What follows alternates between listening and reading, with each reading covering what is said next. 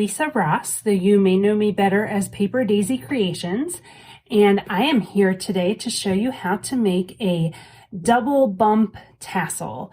Now, I don't know if that is the official name for this, but we have a bump here and a bump here. That's a double bump tassel. This tutorial is good for anyone who wants to make tassels, though it's specifically created to help anyone who is knitting the Spice It Up shawl, which is available on both my website and on Ravelry. You can find the links for that at the bottom. So this is one end of the Spice It Up shawl, and we're working on tassels. We will be putting one on either corner of the top of the V, and then we will be putting one at the very bottom of the V. So I have some different sizes here, and I will tell you how I made those. So to make this large tassel, which is what I'm going to show you how to do today, I used a CD case. So you probably have one of these just lying around your house, maybe in your garage somewhere. And I used the short side of a CD case. So that gives you an approximate idea of the size that you need. Now, if you don't have a CD case, you can use a book of a similar width. You can use a box of a similar width. You could use cardboard. The only thing about using cardboard is you want to be sure that it's super sturdy cardboard that's not going to bend as you do your wraps. So these two are the medium-sized tassels. And to make these, I used the length of a deck of cards. So I just kept them in the box. I wrapped my wraps for the tassel around the length of the box and came up with this medium size. Now I did try making one of the small size, so this will give you an idea of what that looks like. And that used the short side of a deck of cards. So just playing around with what you have at your house, you can make all different lengths of tassels, and you can just decide which one that you like the best. The large wrap used 60 wraps. The medium wraps, I did 40. And this small one, this one in particular, I used 40, though if I were going to do it again, I would probably go down to 35 wraps for that one. So let me show you what I mean by that. First of all, I'm going to tell you these three are the ones that are going to be used on the actual shawl. They're just not there yet. And the only difference right now is that this one has been blocked, so it's nice and smooth here and needs to be trimmed up a little bit. And these have not been blocked. So you can see as I was getting to the end of the mini skein, the yarn was pretty crinkly, and all I need to do is wet block this, smooth it out, lay it exactly how I want it to be dried, and I'll get a nice smooth tassel. I can trim up the ends to make it perfect, and I will be good to go for my shawl. So what we're going to do today is make this large tassel, and you will need yarn, a super sharp scissors. These are my sewing scissors. I'm going to put those off camera for right now so they don't reflect the light. You can, this is an optional thing. You can have a large removable stitch marker or just your set of knitting needles. That is an optional thing. And let's get started. Oh, and of course, whatever you're wrapping it around. So for me, I'm wrapping it around the CD case. Okay, so let's get started. We're going to use a lot of yarn for this. What I want to do is hold the yarn with my thumb of the hand that's not going to be doing the wrapping. So I'm right-handed, so my right hand will be doing the wraps. And I want to leave just a little bit hanging off the end there. If it's too short, you end up with a weird length inside your tassel. So it's better to have it too long than too short right there. And I'm going to wrap this 60 times. So there was one full wrap, 2, 3, 4, 5, 6,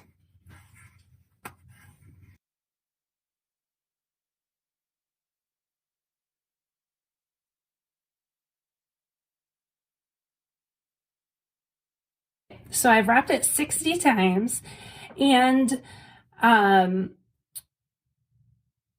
you may have noticed I started out going right next to it. It's okay if it goes right on top of it a little bit. You just don't want to put it like all on top of each other into one giant lump. Kind of spread out as much as you can is great, just so that you get more similar lengths of yarn. It's not a really exact thing because we're going to be trimming that down, and that'll help us a lot.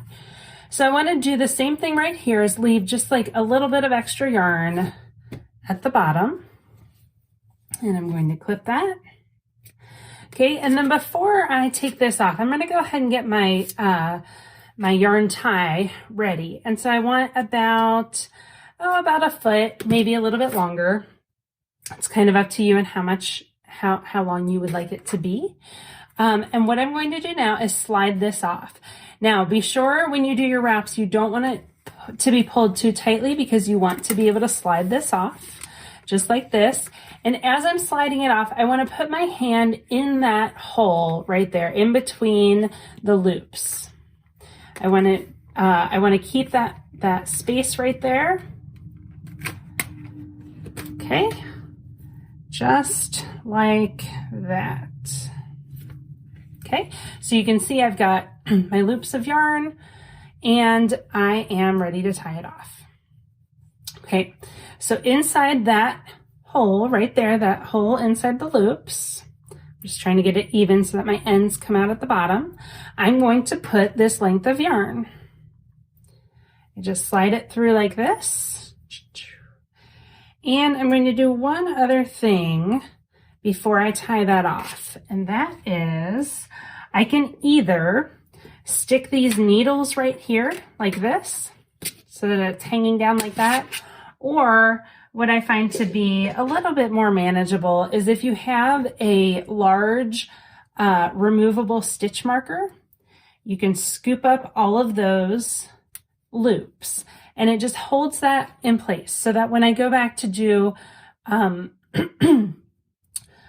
I go back to cut my loops, I will know right where to do it. Also, that little plastic piece helps me for pulling it down and smoothing it out as I'm working the rest. So I've got my locker is the bottom, my loop or my yarn here is the top, and I'm just going to do a square knot, nice and tight. And this will be the very top part of the tassel. There we go. So I have my top. I'm going to pull these hairs, and this helps me stretch out the tassel by pulling this and then pulling that little locker at the bottom. Again, you could put your extra needles right through there and use those to kind of pull down on it. It's just a little tip I found for making things a little easier. All about doing things efficiently. I'm going to clip a length. Now this time I want it to be about 2 feet and 18 inches, 24 inches, around that, whatever you feel like. It's not an exact thing. If you do want to be exact, you could measure it. And I am putting it behind my loops, and I want to put it down just about a 1/2 inch. Now it's going to be hard to get it placed right until I have the start of my knot. So here I'm starting to pull it tight, and this is where I can even out my yarn strands by pulling like this. And those loose ends you might have to just tuck down a little bit. And those can also be adjusted after you've finished your knot. And now to get the correct pieces, here we go. Make sure that everything is wrapped up. Oh goodness. So many similarly colored yarns. Now, if you wanted, you could use an alternative color here. You could use the purple C5 that you ended the shawl with, or you could, use one of the other colors that you really loved and want to get more of that color in the shawl. Okay, so I'm going to push this up It's just not quite high enough. I want it about a 1/2 inch down from the top. Okay, and tie that tight. Now it's tough to get it super tight right here because you have all those loops wanting to expand. So do the best you can, holding that down, pulling a tight knot.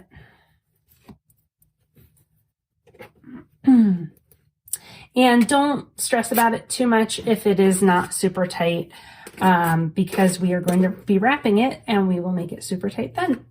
So I flipped it over to the back, and now I'm going to do that same square knot. There we go, the first part. Hold that down, do the second part of your square knot. There we go. And now I have these two ends. So these are the two that I made my first bump with. And I straighten out my ends, make sure they're nice and tight. And now I'm going to take those two loose ends and I'm going to wrap them around my, my tassel. Now here is where you have the chance to pull it nice and tight. You can pull that tighter. Get it in.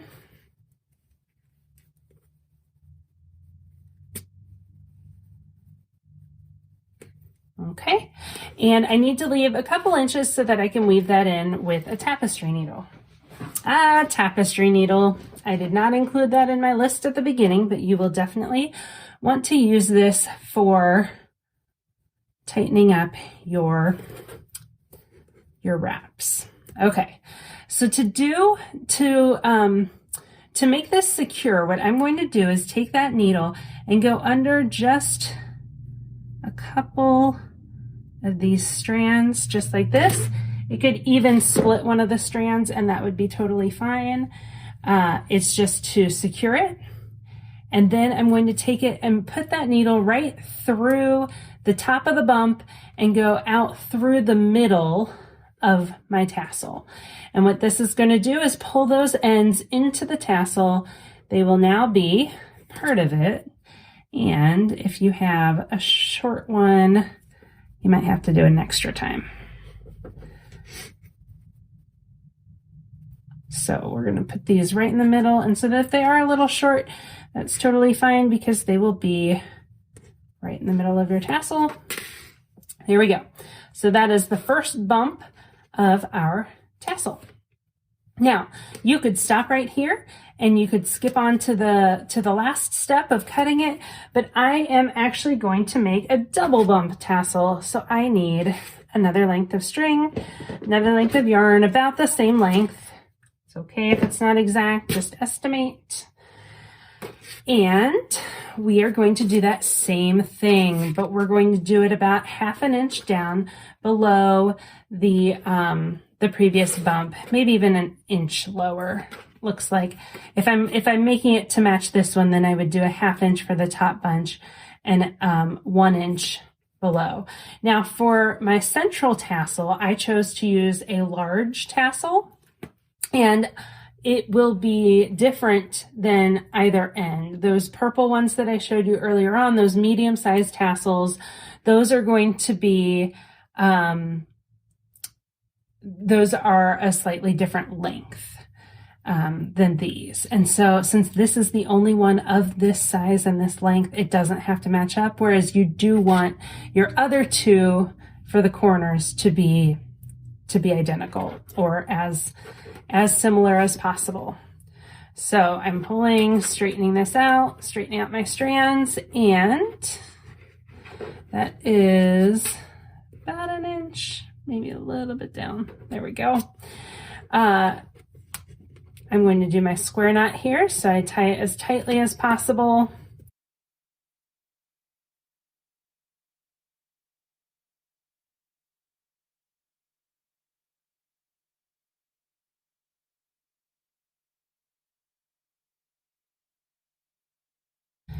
It's not that big a deal because we will be wrapping it and making it nice and secure.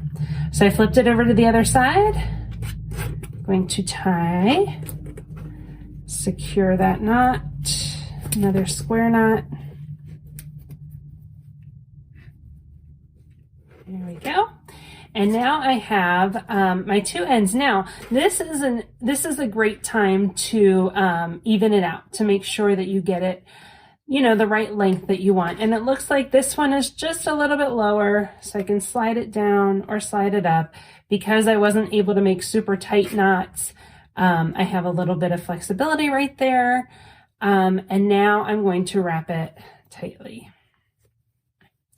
So I just wrap around that same spot over and over, pulling this nice and snug until I have a couple of inches left. Okay. I insert those ends into my tapestry needle. And now if you prefer to make it, if you prefer to secure it a different way, go for it. Whatever will keep your tassel from coming apart. Okay, so I'm going to go through just a couple of these strands here. There we go. I think that even split one of the strands, which is totally fine. And now I'm going to go through the middle of the bump, down through the bottom middle, just like that. Both of them came through this time. And I am almost finished. So here is my beautiful tassel. And now what I need to do is cut my yarn. So what I'm going to do is put my finger right in between those loops. You could take out that needle if you had a needle there. And this is where I'm going to be cutting the ends. Now, granted, some of the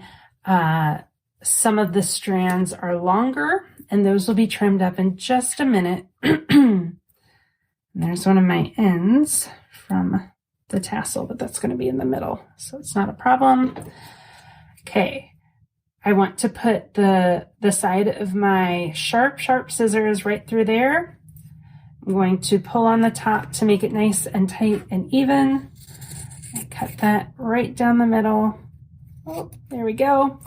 And now I need to even it out. So I've got most of these strands even. There we go. Oh, looks like I did miss one loop after all. And just clip that. And now I can use my two fingers to sort of smooth these out, make them nice and tight. I want to trim like this so they're even. Okay, oh, one more. All right, and now I can fluff it up, play around with it. And what I will actually do at this point is wet block it so that I can smooth out all of these yarns. And then after that, so this one has been wet blocked, I can just trim it to make it absolutely perfect as I want it. And you don't want to cut away too much, but just snipping down those ends a little bit to make them nice and even.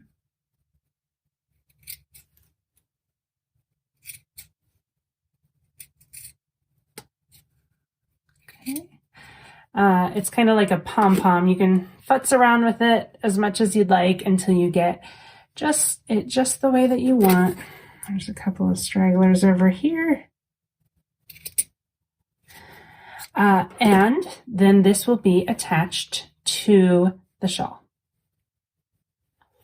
And that is how to make a double bump tassel for the Spice It Up shawl or for whatever your project may be. My name is Lisa Ross. You can find the Spice It Up pattern as part of the Live It Up shawl collection on both Ravelry and my website, papereasycreations.com. Links you can find in the show notes below.